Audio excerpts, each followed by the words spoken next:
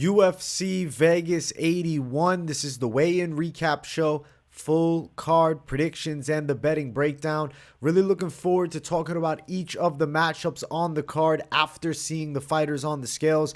So make sure you guys smash that like button. If you're new to the channel, subscribe. Turn the post notifications on and make sure to share the video as well. And also note, I will be live for the entire UFC Vegas 81 fight card, 4 p.m. Eastern Time, Saturday. Don't miss the fight companion. First things first, I do have to mention canceled bout. Edgar Cháirez versus Daniel Lacerda 2 is off the card. Lacerda was pulled out for non-weight cutting related medical issues. And on Twitter, it seems that Cháirez said there was some type of infection on Lacerda's face, which got him pulled out from the fight and potentially cut from the UFC. Obviously, he wasn't in great standing in the UFC, being 0-4 and 1 no contest, being the fight with Cháirez recently that ended in a no contest after Cháirez had him in a locked-in standing guillotine with an early ref stoppage. So that fight's off. Unfortunate. Cháirez was a confident pick, but it is what it is. Let's get into our first fight on the card. We have the ladies starting the night off. Ashley Yoder versus Emily Ducote. I'm picking the side of Emily Ducote. I do think she should be able to out kickbox Yoder. Yoder's 35, 8-8 as a pro, 2-year layoff, and a 2-fight losing streak. We got to give Ducote some respect. She beat Jessica Penne, who's a decent fighter, and I know she's on a 2-fight losing streak now. Angela Hill's an extremely good striker. Lupita Godinez is a great prospect. She really should win. I'm going to say she gets a decision. We'll look at these fighters on the scales and check them out here, but obviously I don't think much will change with that. Ducote looks pretty normal for what she looks like. Okay, I'll say something. Ashley Yoder looks a lot like Manon Fiorot in this. It kind of looks like a doppelganger of Fiorot at this point. Similar haircut, same hair color, kind of similar face shape, but fighting style not near the level of Manon Fiorot. The lookalike's not getting it done. Even in this here, even in this face-off, she looks a lot like Manon Fiorot. She's a southpaw with long arms. She's okay. But I really feel like Ducote's going to pick her apart for the most part of the fight, for majority of it. And I'm going to say Ducote gets it on the cards. First fight of the night, ladies fight. Betting side is ugly, even though I think there's a real good chance Ducote wins. 4-1 favorite at -400. That is an ugly tag for Emily Ducote. Yoder is a +300 underdog. We're probably going over at -335. Ducote probably wins the fight by a decision. -175 for that decision. I think Ducote outstrikes her and wins. She's got to beat Ashley Yoder. Loser of this fight is probably without a job on Monday. So a lot to fight for here, and I think that the side of Emily Ducote has a lot more upside potential. She's 29. Granted, yeah, reach disadvantage. Height disadvantage, but I don't think Yoder's all that great. She got rocked pretty bad by Jin Yu Frey last time out.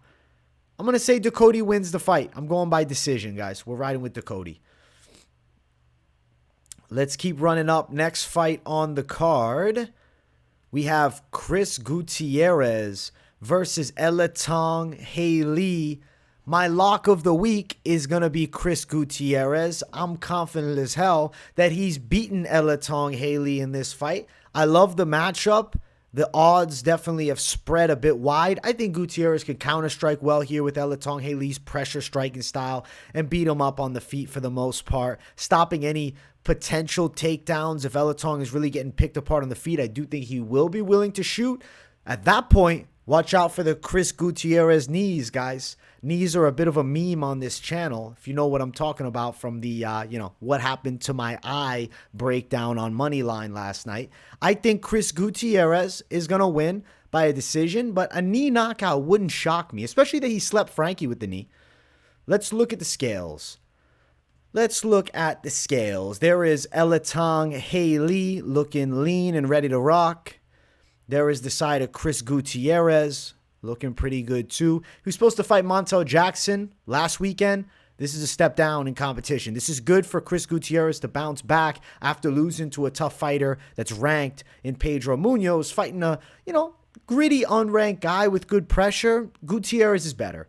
Gutierrez is the cleaner fighter. He's better technically. He'll pick him apart, rip some legs up, and he'll win. Probably a unanimous decision. Gutierrez is the lock of the week. Now he's minus 265 after originally opening all the way at plus 190. That's kind of crazy. Alatengheili is a plus 225 underdog. I'm going Gutierrez to win. Obviously, money line is the A side here. For Gutierrez to win by a decision, it's minus 130 with a KO at plus 300. Gutierrez, lock of the week. And with this lock of the week hitting, it's going to make it 8 locks in a row for me. So I'm really looking forward to it. Chris Gutierrez, my call in this one. And I think he's beating Alatengheili. Let's go. Next fight on the card, it's Irina Alekseeva versus Melissa Dixon. I'm picking Irina Alekseeva. I think she's going to win this fight. I think she can win on the feet. And I think she can win on the ground. She's more vicious in the stand-up, good pressure style, sambo background. She's got submission skills, nice knee bar last time with Stephanie Edgar. Melissa Dixon was getting beat up against Darnya Zelenakova, and she ended up getting a ground and pound stoppage win at the end of the first round, which I think was early, and I would say 99% of people watching the fight probably will agree it was an early stoppage. Nonetheless, dominant moment, had mount, got back, was beating her up. I think Irina Alekseeva, though, is going to win this fight here. I think she's being slept on, and she is an underdog in this fight. We'll talk about odds in a moment, but let's check these girls out on the scales. There is Melissa Dixon with the peace sign, throwing it up in the air. There is Irina Alekseeva rocking the perm. Kind of looks like the super bad Jonah Hill, went to fat camp, got on Weight Watchers, and decided to get inked up. I don't know. I'm getting Jonah Hill vibes from the haircut. Maybe a little Jack Harlow, though, too, with the fade on the sides. Either way, I think that Irina Alekseeva, even though I'll be honest with you, the Russian Ronda nickname has to go. We can call her the female Jonah Hill, with 100 pounds off. I don't know. Something different. Jack Harlow, Lady Jack Harlow. I don't know. Because the Russian Ronda name makes zero sense at this point. Melissa Dixon looks more like Ronda Rousey than Irina Alekseeva does now with this haircut. So, something to know. I missed the Henry Cejudo haircut for her. I feel like here, she's going to beat Melissa Dixon in a competitive fight, but she is going to eventually get a finish. I don't know. I'm thinking she's got a sub chance. I'm going submission for Alekseeva. Now, money line, best side of it if you're throwing down cash, plus 120 Alekseeva. Money line it. Minus 140 for Dixon to win. She's the favorite here. I think Alekseeva is a good money line underdog. That's what I think. If you're looking to prop bet something, Alekseeva by sub is plus 450 with a KO at plus 750. She's got some pop in her punches, and she's willing to pressure forward and rip heavy shots. But the submission does make a ton of sense to me. I'm going Irina Alekseeva, the Russian Ronda. We got to change the nickname. And we got to change the picture on Tapology because this just, you wouldn't know it's her. So let's update her profile, Tapology. What are we doing over here? We're going with Alekseeva to win, though. Confident call. Confident dog call, too. Next fight on the card, it's Terrance McKinney versus Brendon Marotte. Yes, I'm picking Terrance McKinney. Yes, I think he probably wins in the first round. Positive things to note about Brendon Marotte. He fights out of the New England cartel. He's a tough masshole. Granted, he's from New Hampshire, so I guess that's not the right term. But it's fine. You know what? He's a tough New Englander. They make him tough, man, up there. There's a lot of savage New England fighters. They can take a beating well, but like Terrance McKinney isn't a guy that just knocks you out. He can submit you too. He's got a good game overall, and I think he should run the short notice replacement completely out of the cage within 4 minutes or less. I could see it in 2 minutes or less. There is Marotte, who, to be fair, looks pretty good on the scales, especially coming in on short notice. Note that, normally fighting at 145, he's up at 55, and he's fighting Terrance McKinney, who looks really confident. There's the face-off. Yeah, I think McKinney's going to run him over. It's knockout or submission. I'm calling submission, though. I think he ends up beating Marotte up on the ground and submitting him. But it wouldn't be crazy if he slept him. Minus 600 McKinney. Damn, son. Plus 400 Marotte. The lines make a lot of sense. We're probably going under 1.5 at minus 325 unless Marotti's one of the toughest dudes on the planet. McKinney by submission. Plus 175. KO is minus 115. And an inside distance is 5-1 for McKinney. McKinney wins in the first round is minus 190. McKinney by first round knockout is plus 150. With McKinney by first round submission at plus 225. Damn, son. Not great props. I think inside distance makes the most sense, but it's minus 500. It's knockout or sub. He's getting a finish. I'll officially predict submission, but don't be shocked if he gets a KO by any means. Terrance McKinney, yes, he's a high confidence pick. Short notice replacement, Brendon Marotte. These odds make a lot of sense here. No complaints on the odds for me. Ladies going after it again. Tainara Lisboa versus Ravena Oliveira. I think Tainara Lisboa can win the fight. The Muay Thai is going to be a little technically superior. I think she'll be a bit stronger than Oliveira in the grappling, and I feel like later in the fight she can get a finish. Oliveira's still a wild card. She's on a nice win streak, 7 fights, and, you know, she's kind of been fighting mid to low-level comp. I mean, 8-5 fighter here, but she was on like a crazy losing streak, especially when you include boxing fights. And Tainara Lisboa just beat a legit UFC fighter in Jessica Rose Clark. I mean, not top tier, but was in the organization for a while, and she finished her too. I'm going to say Lisboa is going to win.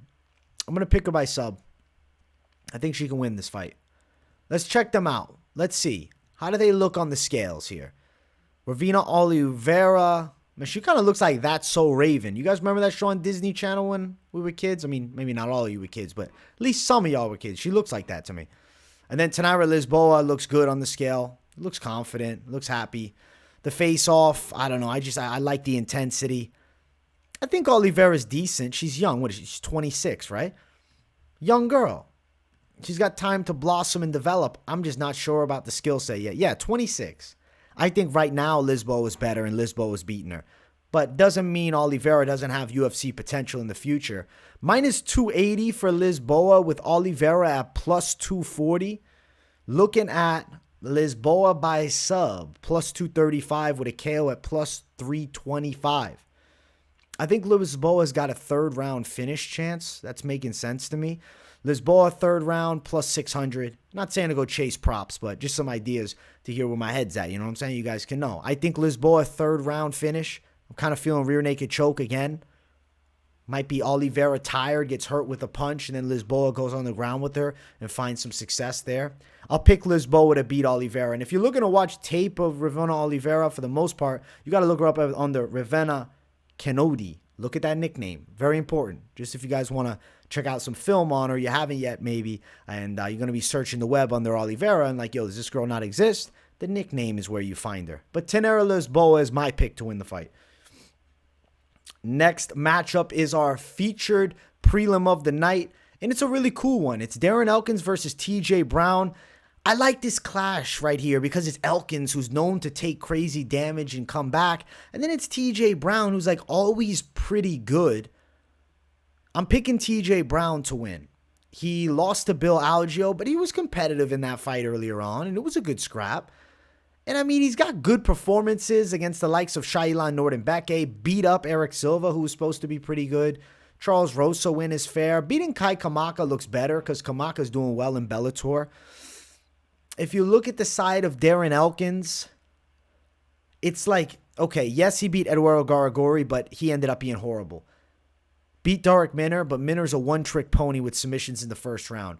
Beat Tristan Connolly. At the end of the day, Tristan Connolly decides to drop 2 weight classes and didn't look the same. Cub Swanson kicked his ass. Jonathan Pierce dominated for 3. I think TJ Brown can win a hard-fought 3 rounds. I'm going with downtown. I'm going TJ Brown for the win, guys. I think he can pull it off because he's not a guy that's going to be searching for the finish, right? If he can go out there and keep calculating, sure, he's going to explode at moments and have big opportunities to do damage, but ultimately trying to blitz Darren Elkins, your likelihood of success is bad. Darren Elkins is good at coming back in fights. There's TJ Brown. He looks in real good shape. There's Darren Elkins, who, he looks 39 years of age, man. He's definitely got some years of fighting on him. He looks weathered, and there's the face-off. I mean, just looking at them facing off, you'd think that TJ Brown is going to kill the, strangler, Darren Elkins. He looks like the South Jersey Strangler, actually. I think TJ Brown wins the fight. He trains with Bryce Mitchell. That's got to add some points to the grappling defense. And Elkins not the same as he once was. I don't expect him to be able to come back like he used to. And if TJ Brown fights smart, I think he wins this. Plus 170 Elkins, minus 200 Brown. I'm going Brown for the win. I'm kind of thinking Brown by decision. Plus 225 TJ Brown by decision. Over 2.5 is minus 140. TJ Brown's the call.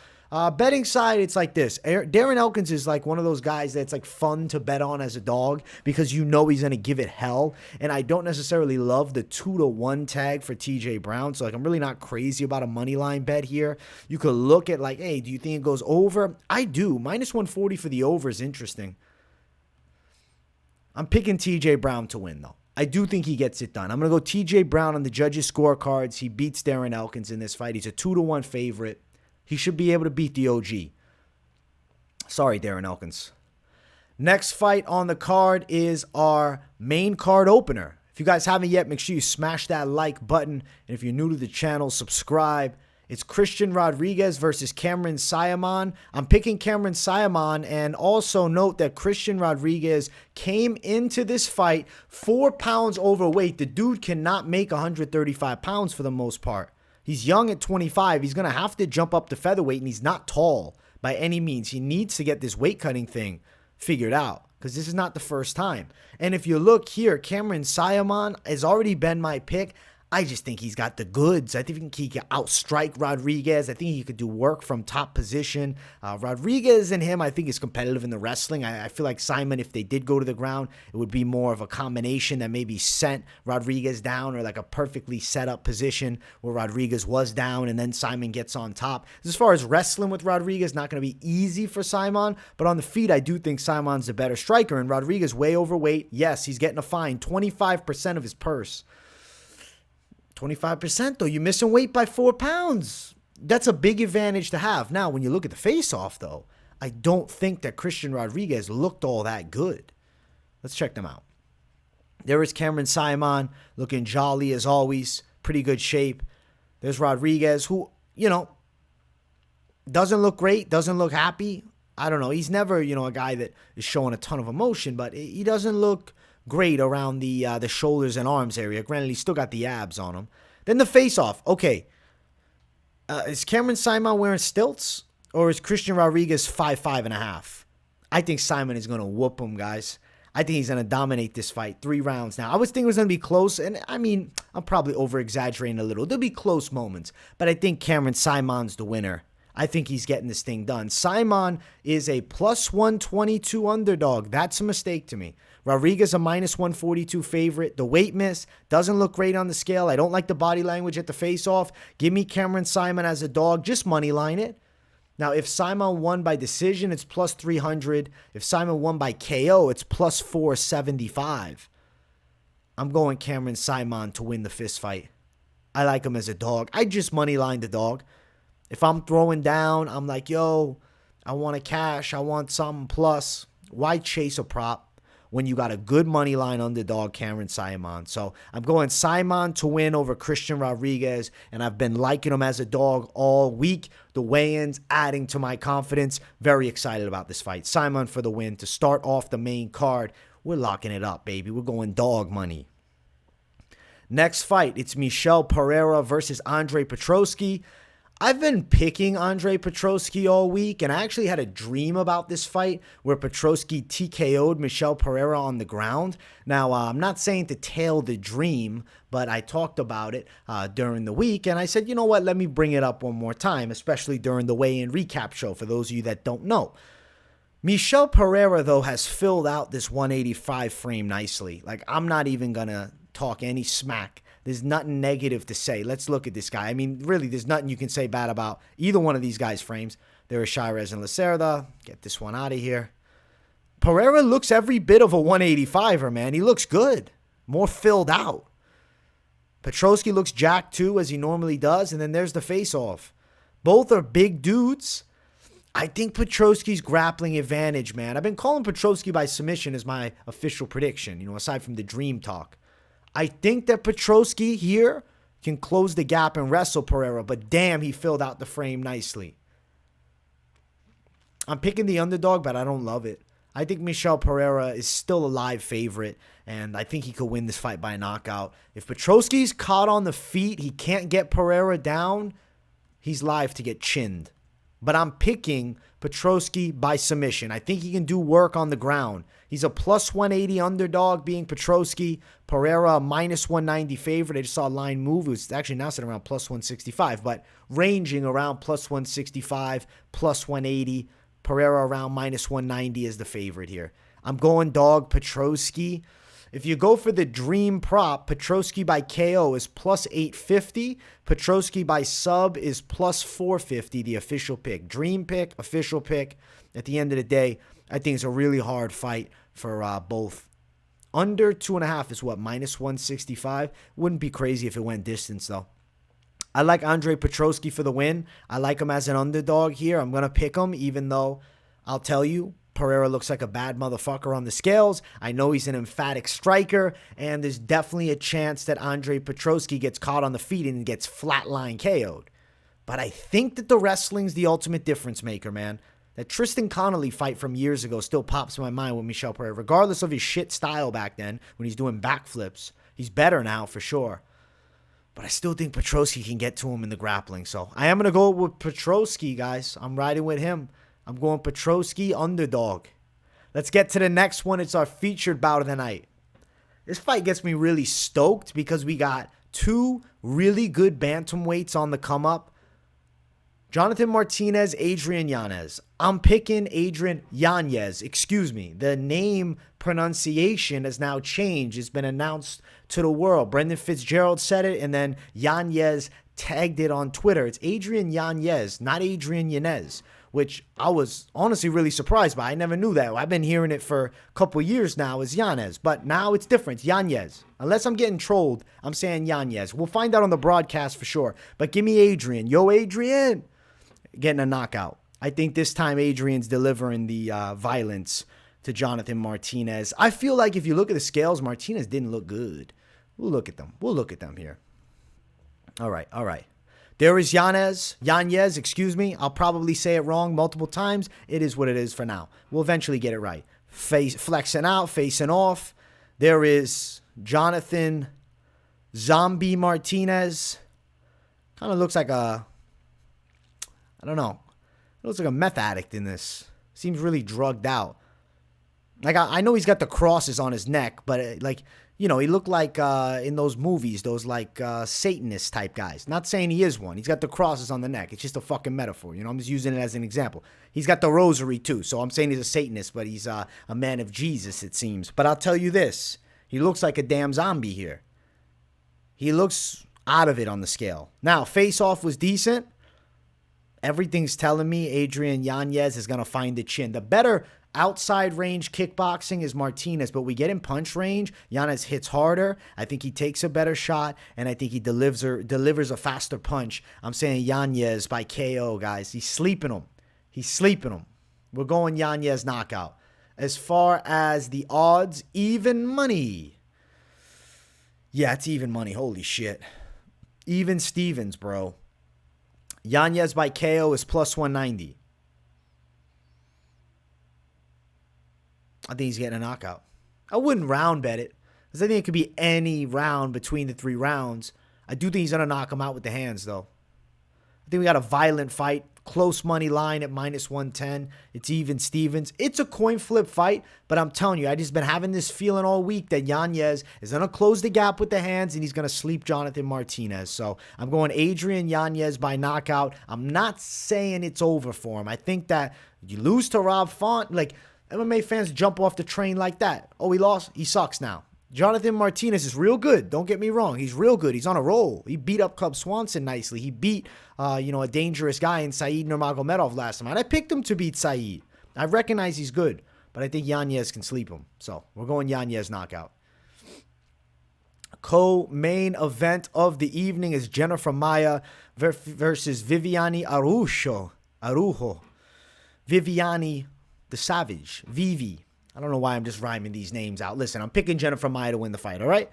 That's it. Done. We're going to the next fight. No, I'm just kidding. We're going to break it down. But I think that Araujo has decent wrestling. I think Maia stops takedowns. Araujo's striking is okay, but I think Maia's boxing is definitely better than Araujo's. I think her jiu-jitsu is better too for Maia, so I think Maia wins 3 rounds, or wins 2 out of 3 at least. I think she's getting it on the judges' cards at the end of it. Let's look at them on the scales. Let's look at them on the damn scales here, and let's check them out. I'll tell you something. Araujo looks in good shape. She looks pretty jacked up. She looks confident. Maia looks great too. She looks ready to rock. She looks like Maia normally does, kind of like a baker. And then we got an intense face-off, man. Maia, she's just got that pit bull frame. That torso's jacked.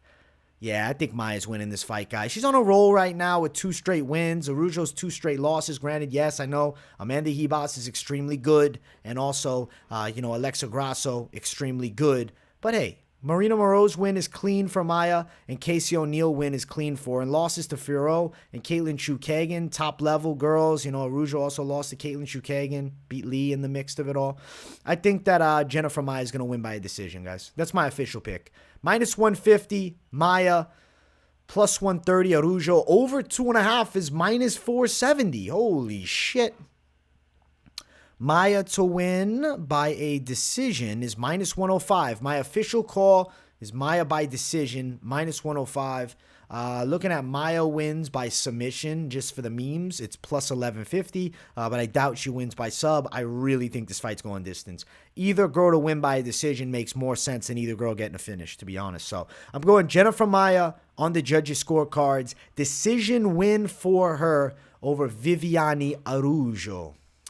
Guys, let's jump to it. It's the main event of the evening. If you haven't yet, make sure you smash that like button. And if you're new to the channel, subscribe. Keep it locked in on the channel. We got daily content dropping. Sodiq Yusuff versus Edson Barboza.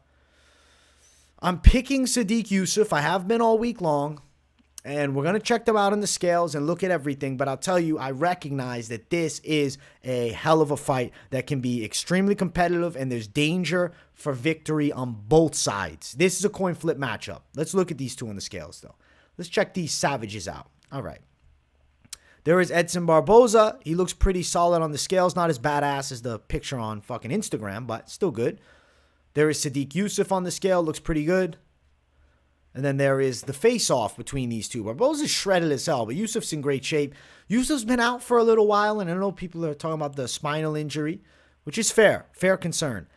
I just feel like Sodiq Yusuff, his athleticism can make this competitive. His youth can make this competitive. He might be able to take down Edson Barboza in the later stages. Barboza's kicking skills are immaculate. His knees are off the charts. His striking from the outside is next level. He's an extremely good fighter. I gotta ride the Yusuff train. I think he can win. I think he can pull it off. Last one for Barboza, clean win over Billy Q. That was badass. Lost to Bryce Mitchell dominantly, got knocked out by Giga Chikadze. Sodiq Yusuff, win over Alex Caceres, and then a destruction of Don Cháirez. Obviously, he lost to Arnold Allen 2.5 years ago. Allen's a great prospect. Damn coin flip competitive fight. Not my favorite betting fight. I'll tell you that. There's a lot of potentially great bets on this card. Sodiq Yusuff versus Edson Barboza, not my favorite. I understand people like the Barboza dog side, and betting-wise, I totally relate to you. I get the mindset, bro. Give me Barboza as a dog. But I think Sodiq Yusuff can finish him in the later rounds. I wouldn't throw money on that Sodiq Yusuff by KO, though. I'm not crazy about it. Money line is minus 162, Yusuff. Barboza plus 142. I'm picking Yusuff. I'm saying he's getting it done. KO is only plus 195. What is like an over 1.5 rounds? Do we have anything like that? Over 1.5 minus 275. I think that probably happens.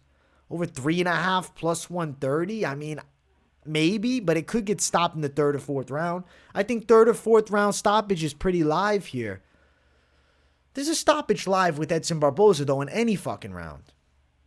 I'm picking Sodiq Yusuff for the win, but when I look at the betting odds, it's way more appealing to go underdog. But my pick is Sodiq Yusuff. So main event, not crazy about the betting side with Sodiq Yusuff, even though I think he's a good prospect and he can win the fight. I'm saying the youth and athleticism get him the win.